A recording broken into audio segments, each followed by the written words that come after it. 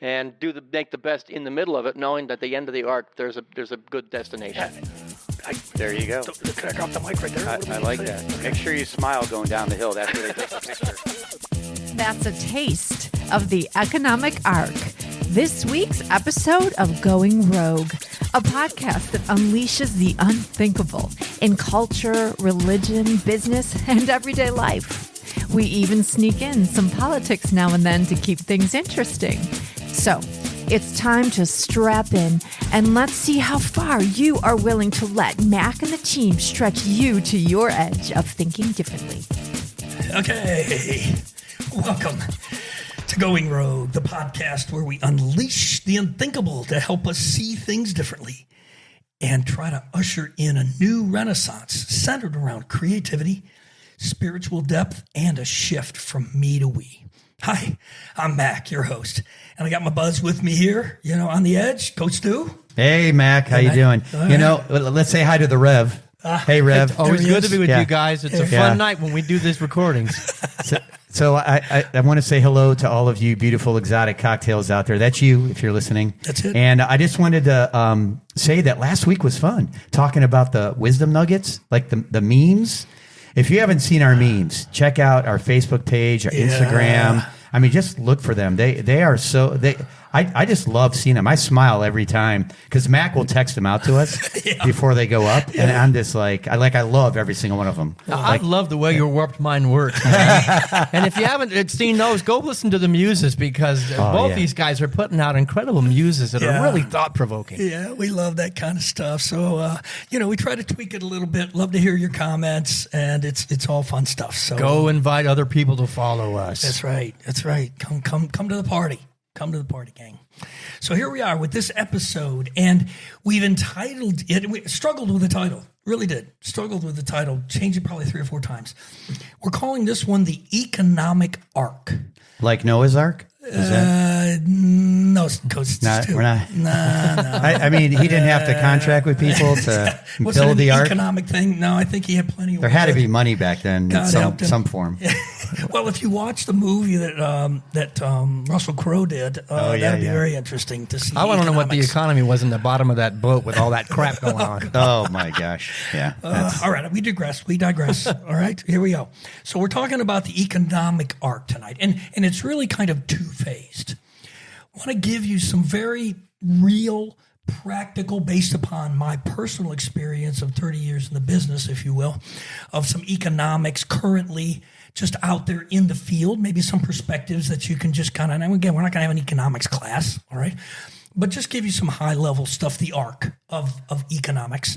But really more so in this episode, we want to make sure that we make a transition toward the arc of the spiritual economics involved as well in everything. Yeah. Literally. You typically don't hear those two words put together, do you? No. Spiritual economics. You just don't hear that. Not at all. But it's there. It's very real. And let me just say this. Hey, let me say that. It will make a difference. It will make a difference if you start to approach some of this stuff from a spiritual. I said it in the beginning. Well, okay? We'll get there. God is that overarching arc and umbrella. Exactly. But you got to let's lay some groundwork here about what you really mean by these terms, arc and economics. Yeah, so, the minute we start talking economics, even my buddies here, their eyes roll in the back of their head, right? Because it's something that most of us, aren't all that hip on. But at the end of the day, I just really want to give you some high-level stuff and more than anything, some perspective that you can just hopefully take and use as you move forward. First of all, economics. When we talk economics with an economy, it's stuff out there, right? Whether it's the interest rates or whether it's, your stock portfolio, whether it's the jobs reports and all that other kind of economic stuff is out there. Now, it affects us, each one of us. Of course it does. But number one, it's out there. We really can't control it. Nobody can control it. Even the people that think they control it can't control it, quite frankly. Yeah. I think I don't even have to tell you that. Is control an illusion? Yeah. There it is, all right? It's just not controllable because you have an arc, an arching movement of economics that does move forward. Economics in general moves forward. right? Growth. You own all these terms. You get it. Everybody's been there. Everybody understands. You want your 401k to grow. You want your economy to grow. But there's little things that happen in the micro level that affect that up and down, up and down, up and down, whether it's inflation or interest rates or jobs. It doesn't really matter. The focus needs to be on the overarching arc. Right? And the most important arc that I've come up with, this is just me giving you a little bit of Mac wisdom here, right? That you can take with you as we transition and as we see the big picture in economics and we move it into, okay, that's great, but how do we filter it then through a more spiritual lens, right? That's where we're going with this, right? And that's this. Here's the nugget. This is all you need to take away from today. What drives any economy is people buying stuff. Mm-hmm. That's what drives it. If people are buying the widget, the company that makes the widget is making money, and it all fuels itself. They're all interconnected. All of these parts, everything, and this is another important part for the second half here about the interconnectedness of all of it. So it's all interconnected. If you have enough people buying stuff, whether it's in your own country or it's over there across the pond or whatever, it doesn't matter. They're buying it. You're making it. They're buying it. When that demographic changes, and it always will, you can't do anything about it. No president can do anything about it. No Congress can do anything about it. It's out of everybody's control. So we're in a cycle. We're in a cycle, an ebb and flow, and it's just going to happen. It's natural. That's exactly right. Now, I will interject one quick little thing here. The Chinese tried to interject on that with their one-child policy, and they're going to be really paying for it here now and in the future because they limited the number of people that could buy stuff. Ah, interesting. I bet they didn't think about that. Oh, no. All right. So everybody's in the same Although situation. I had too many kids. I adopted too many kids, and they're spending all my money. I'm helping the economy. You are. You're helping the economy. Thank you, Rev. Thank you. We appreciate that. The rest of us do. So just understand when it comes to controlling all of that, what affects all of it. Somebody isn't pulling a lever somewhere and trying to make some decision that's against what might work for you. It's a demographic thing. It's cycles, and we are getting ready to face a cycle of non-baby boomer generation. And there aren't going to be as many people to buy stuff. That's all. It's not that complicated. I'm not trying to make this into rocket science.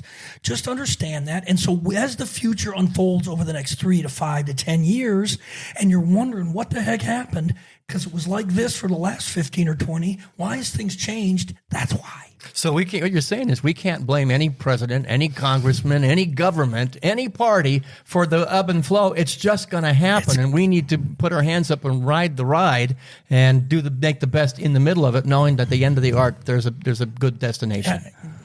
There you go. Can I drop the mic right there? I like that. Okay. Make sure you smile going down the hill. That's where they take the picture on the ride, right? Just as you hit the So wall. let me simplify this for myself because I know sometimes when Max speaks, my brain starts to explode.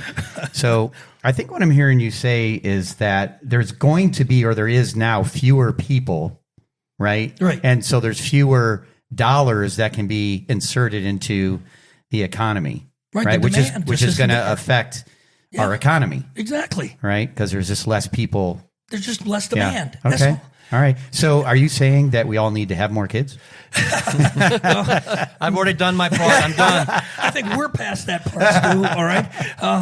But, again, understand, just think about that for a second. Most of the time, most people, when I tell them that, they've never thought about it. There's an unthinkable thought, right? That you don't even realize that you just think that this thing can keep going on and on and on just like it is. So just understand that everything has a cause and effect. Okay? Oh, isn't it much easier to just blame somebody? Well, who can I blame for my problems economically? Yeah. That seems to be going on a lot these days, right, Rev? For sure. Yeah. It just doesn't, it's not that simple, first of all. It's sure easy to play the blame game, but I think we're going to offer you some alternatives as we bring a higher spirituality into the equation and how we are able to maybe offer some perspective, some unthinkable thoughts maybe as to how in the world you're going to, navigate all of this. Not That'll only be fun. navigate, but rise above and transcend I like that even circumstances because I'm operating at a higher level, a higher vibration. It doesn't affect me. Love it. The Yep. power is not given to the effects. I am the cause. There we go. Well, we have to keep moving in face of our fears, right? There's a lot of fear being sown out there. Yeah. Right? Fear's Oh, yeah. driving our economy right now. It is. Oh, yeah. It is. And that's just not a very fun way to live for anybody. So we Right. gotta move beyond that. Well, and it's, and every country's different. And so you're going to see all kinds of things over the next, again, 5 years. And again, I'm not trying to get out the crystal ball. I'm just giving you the facts that there's going to be less people buying stuff. Now, use your own brain to just contemplate that for a second. I don't have to be an Einstein here to go into a depth. I think it just makes sense. So, we're going to take that reality. There it is. And as the Rev said, how can we not just navigate, but rise above and thrive in the midst of all of that? Like what you hear so far? We'll be right back. Join us in the Rogue Nation by going to our website, www.gorogue.life, where you will find links to our social media and podcast channels, posts on the Seeing Differently blog, and a way to subscribe to all our happenings. We encourage you to become a member of our cafe, where you can interact with us and fellow roguers and keep the conversation going. Please share us and like us. Now, let's get back to going rogue.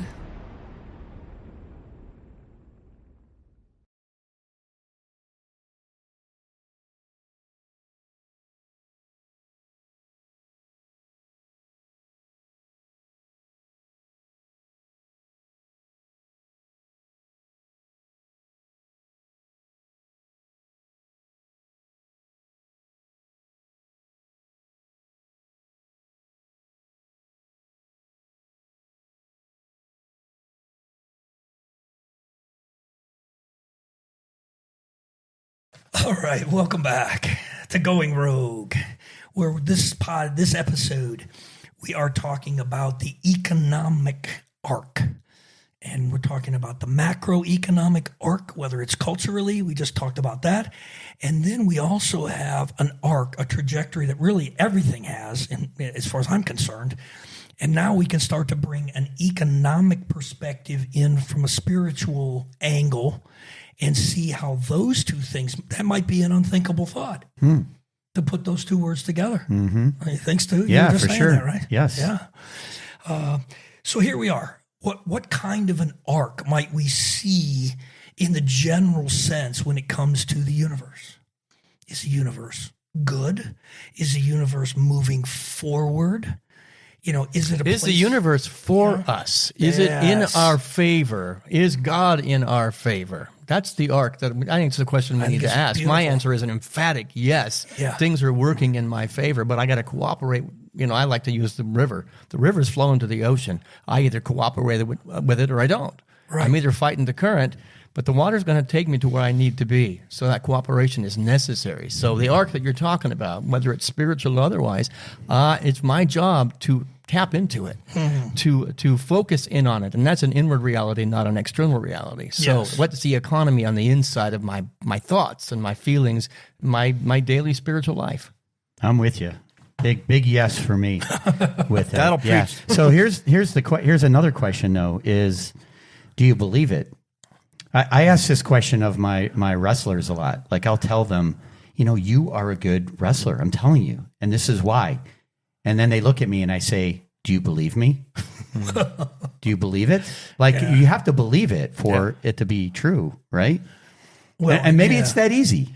Maybe you just have to believe it Well, I think a lot of things for the come abundance into to that. come, right? But I think both of you guys you're talking the same language right there.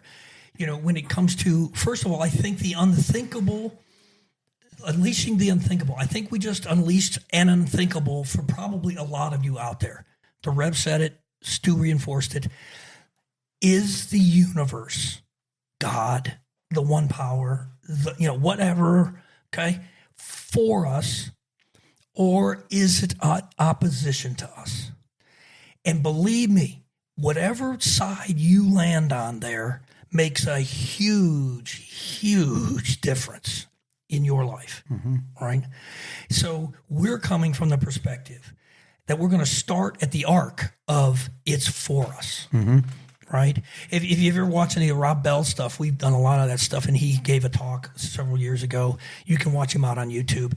And he just stood in front of the board, and he did all this stuff, and he was talking about spirituality and how everything's spiritual and all that. And then he just stood there, and he kind of pulled everything from the left-hand side to the right-hand side, in motion. He just said, everything is moving forward. It's moving this way. And that's, to me, I don't know about you guys out there, but that's a great sense of comfort for me.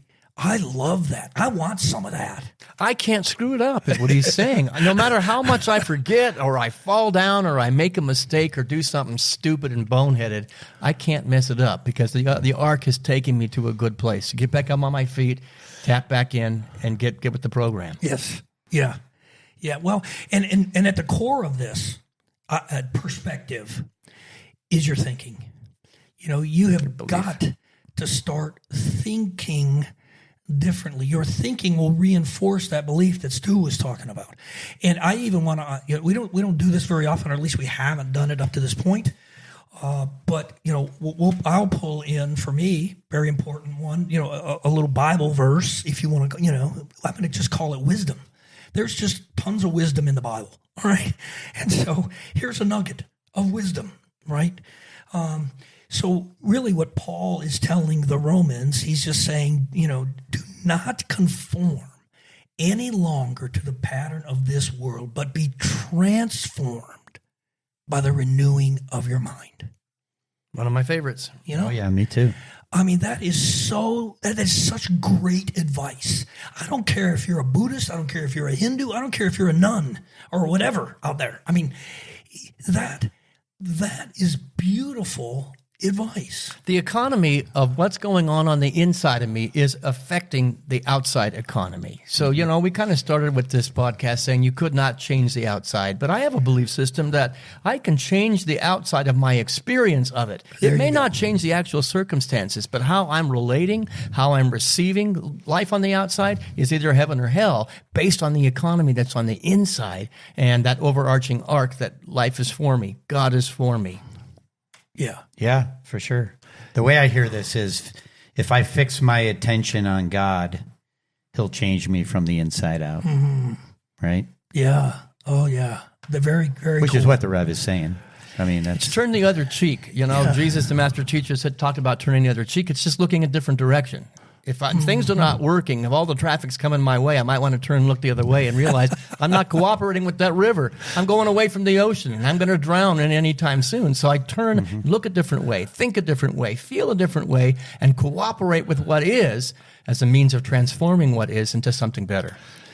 Well, these are pretty high concepts. I mean, I think if you're out there listening, I'm just going to guess, that you hopefully are nodding your head in the, up and down direction. And yet maybe what's going on in the back of your brain is, sounds good.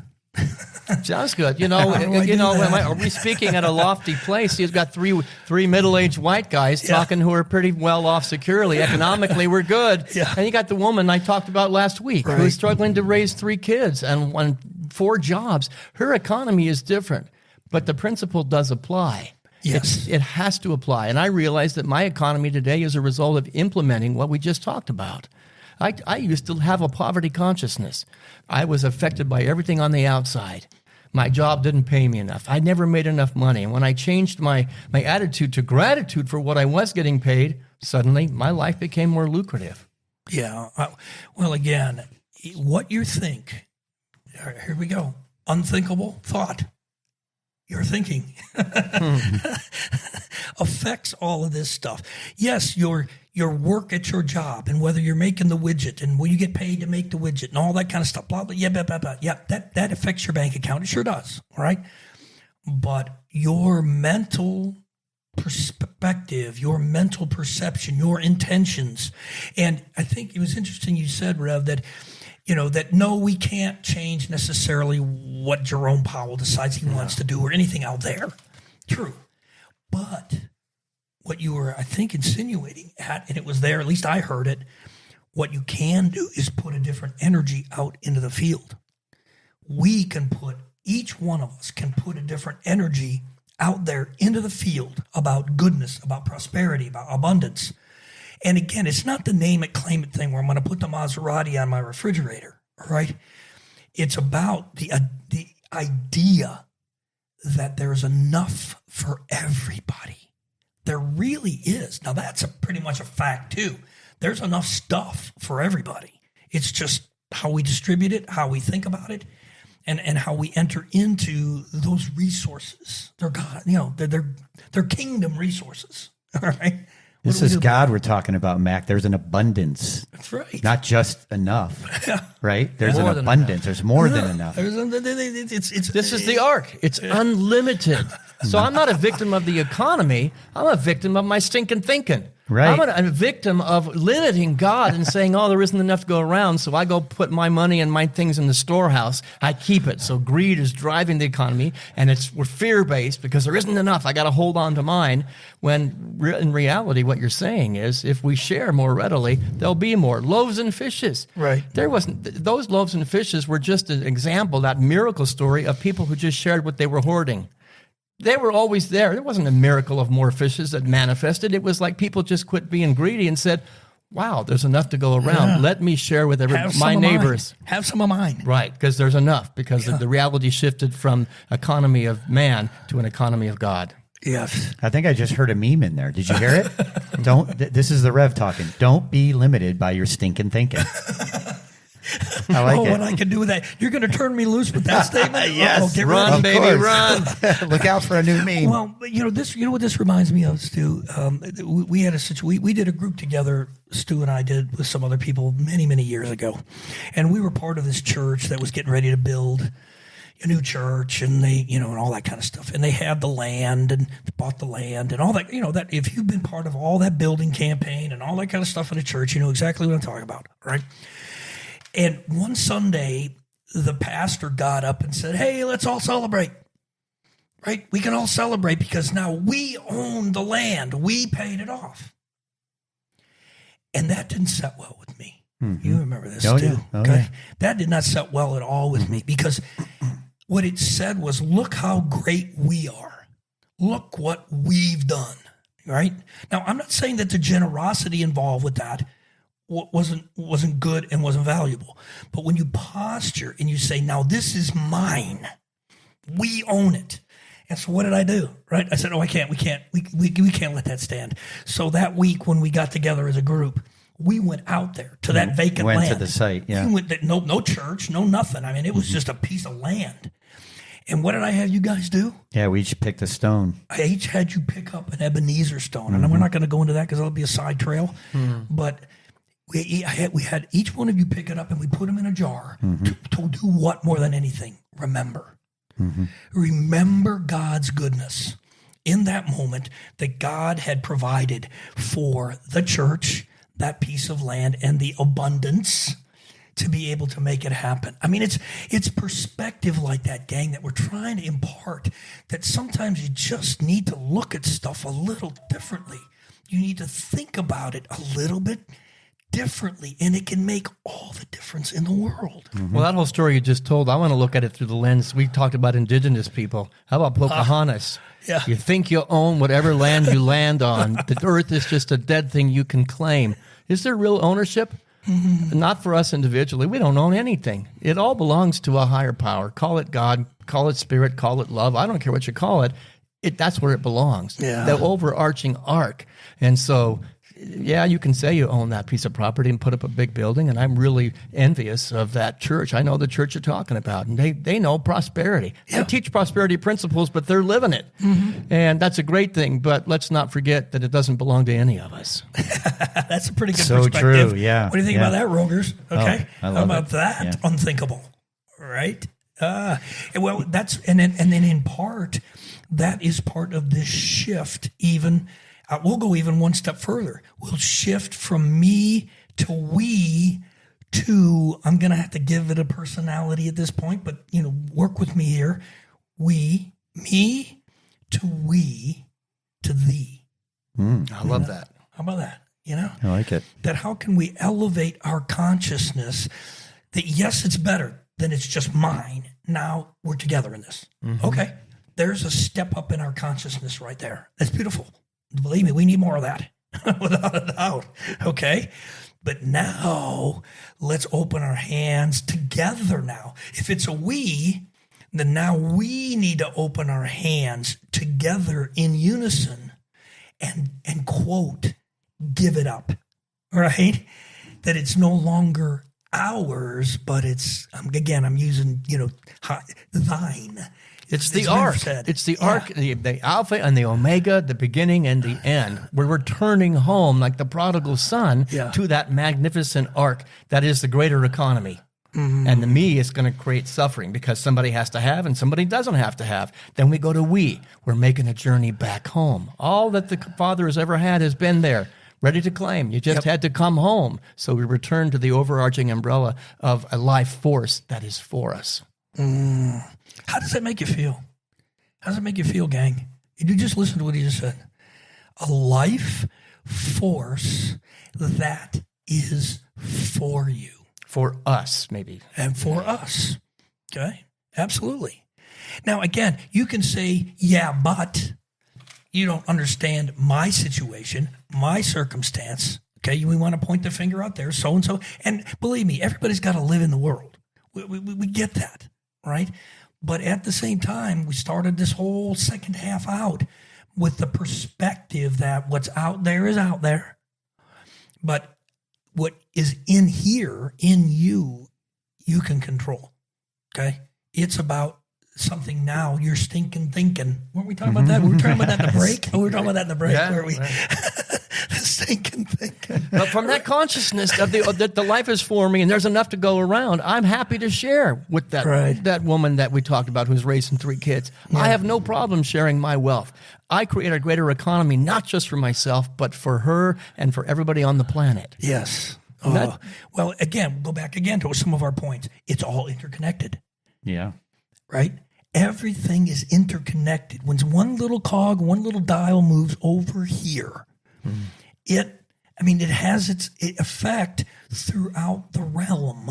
There's no private good and there's no private suffering. We belong to each other in an interconnected whole and an arc that is the economy of us, of the human race.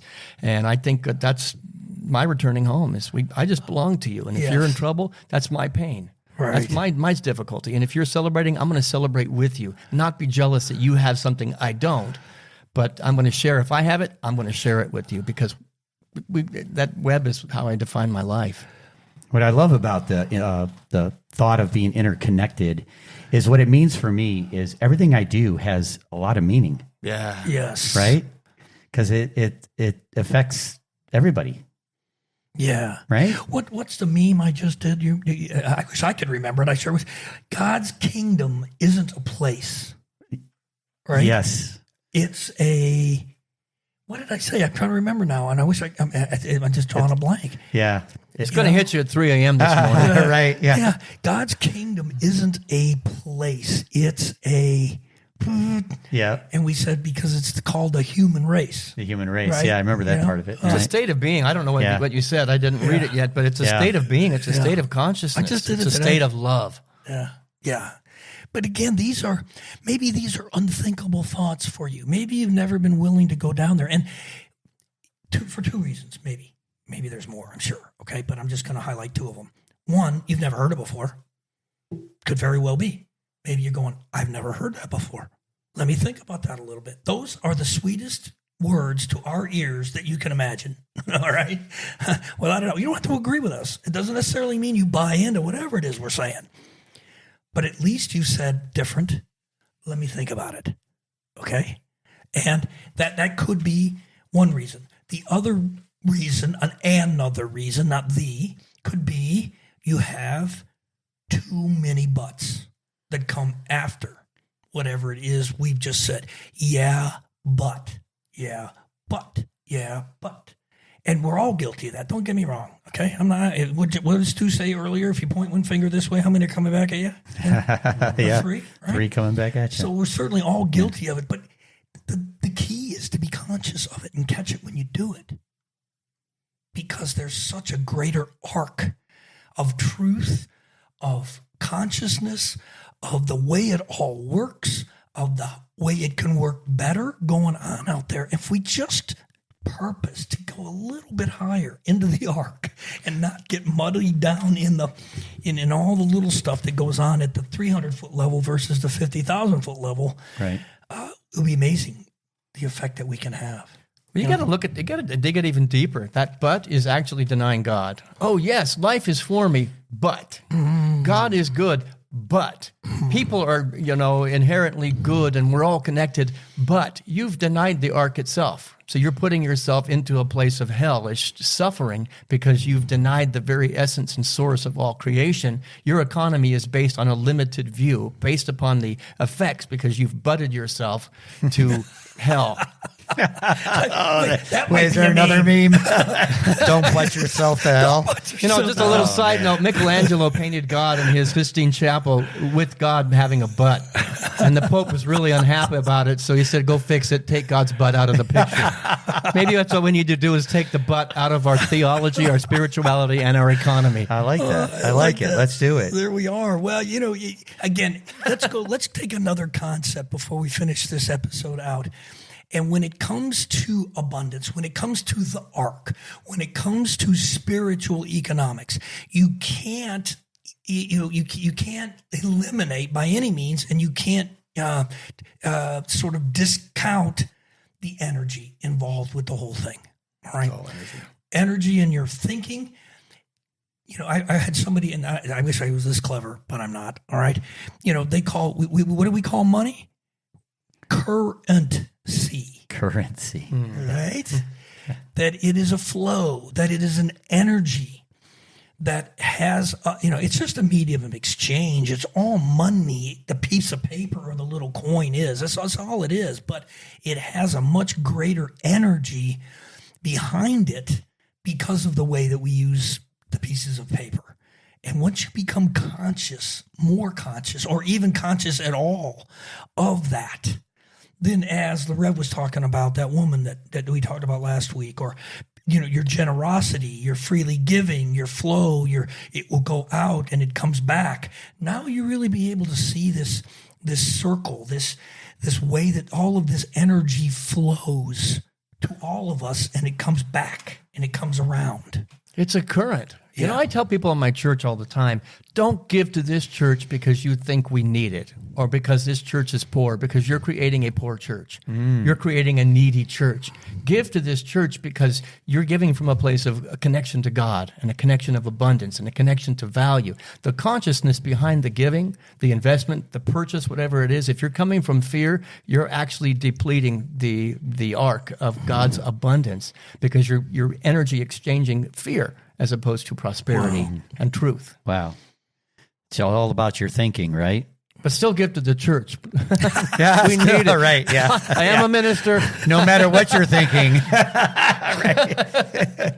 Holy cow. We talk about a lot of these principles, and they weave themselves through literally all of our episodes. I mean, we've talked about some of this stuff in an oblique way, not directly maybe, but you'll hear a lot of these similar little comments come out of us because they're holistic, they're universal, they're ubiquitous, they're part of the way the universe works.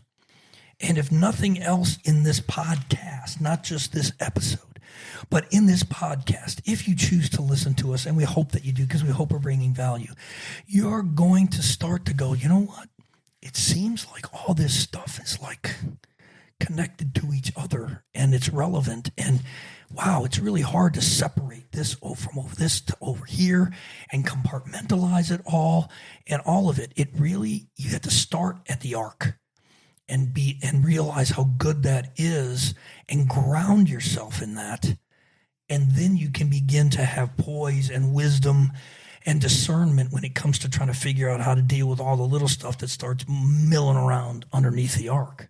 Does that make sense, guys? What do you think? Yeah. That's my perspective on it all. Yeah, for sure. I was just thinking about the energy of your thoughts. Yeah. Do you typically think about your thoughts having energy? But they do. And this is what the Rev was talking about when you're handing the donation over. Right. Think about just shaking hands with somebody. Like what's the energy you have when you do that? Because you're exchanging energy with one another. It's Right. amplified. right? Yeah. Yeah. So, I mean, I think there's some things to think about. Like, we want to get you all out there thinking, Right. right? Well, you remember when we did that stuff down at the shelter, right? Oh, for sure. The men's absolutely. thing. One of the things that they didn't teach me, but the guy that we were in touch with over there, we were talking about just how do you relate? We have to learn how to relate, right? Right. And- So explain, these are men who are living on the streets. Yeah, These and are homeless they've men come here to the that shelter come to that the we- shelter to have a night under a roof. Right. And they get these are the some people we were training talking and with. so- yeah, we were doing a thing for them. So Right. the interesting thing was, though, that somebody said, look, you can't necessarily change the guy standing or the woman standing on the corner, when you pull up and they have the sign and they want some money, okay? Here, let me give you a suggestion. If your heart is moved and you're going to give them some money, whatever it might be, whatever you choose, do one more thing when you do that. Ask them what their name is. And then acknowledge them when you give them the gift. No strings attached. Hey, Herbert, have a great day then. He said, that will mean more. And there was an unthinkable thought for me. Right. I never would have thought that. I love that. because Relationship. It's right, for sure. And I think it was last week we talked about, I see you. Like when Yes. you come up But with some. back to this idea of thoughts. I see you, but I would say not just know his name. How do I see Herbert? I see Herbert as broken. I see Herbert. I'm energetically exchanging the energy of you're broken, you're a victim. No, I check your thoughts. I see you as a worthy human being, and I'm exchanging this over this arc of total abundance, and I'm for you because God's for you. That mindset is going to help Herbert a heck of a lot more than I see you as a poor victim of the economy. Yeah, I love poor that. guy. Yeah, that's Well, and take that same concept now, all the Herberts in your life, and they don't have to be homeless, right? We're talking about the namaste out there of every encounter that just honors the God presence, the divine in you. I honor it. I recognize Is it possible in this great tapestry of oneness that when I'm giving Herbert the dollar, it's God, giving God to God. It's an exchange of God at its utmost level. The money is energy, I'm energy, Herbert's energy, and it's just energy feeding itself in a good way. Maybe we ought to drop fantastic. the mic right there. Yeah, that's right. I think that's a great way to end right there. Think about that, gang. Ponder that. Rewind the, what is it, 10-second thingy on the, the little D-leap. Yeah. Okay? Listen to that again. Ponder it. Meditate on it. It'll matter. It's beautiful. Thanks, Rev. That was incredible. All right. So with that, what else we got, guys? Anything before we I just want to put in an invitation out there. We've got a few followers out there that are checking us out. They're downloading our podcast. Go invite 5 people to join us. This is a good conversation, and it's going places. We haven't even touched the tip of the iceberg yet to go get more Rogers on board, because this is this train's going somewhere, and they want to be on board. be part of the Listen to vanguard. those memes. Look at those memes. Listen to these incredible muses these two guys are putting out. It's good stuff. This is fun. This is fun, guys. If some of you Rogers have conversations like these, please share with us. Oh, yeah. I mean, this is a fun time that we have, and we get to share it with you, and we're so happy that we're doing that. Absolutely. So we love you guys. Thanks for listening. Like Reb says, go share us. We want to hear the stories. Until next time, take care. Wow, you made it and can now unbuckle. Thanks for listening to The Economic Arc, where we offered a higher perspective on the business economics out there and the spiritual economics within you. Remember to visit the website at www.gorogue.life for lots of follow-up information, see the show notes for any links to episode content, and join us in the ongoing cafe conversation where every week we post some thought-provoking questions for your own roguish conversations. Oh, and of course, tell everyone you know about us and like, follow, and engage. Be sure to tune in next week when Mac unleashes another unthinkable conversation. That is, if you dare.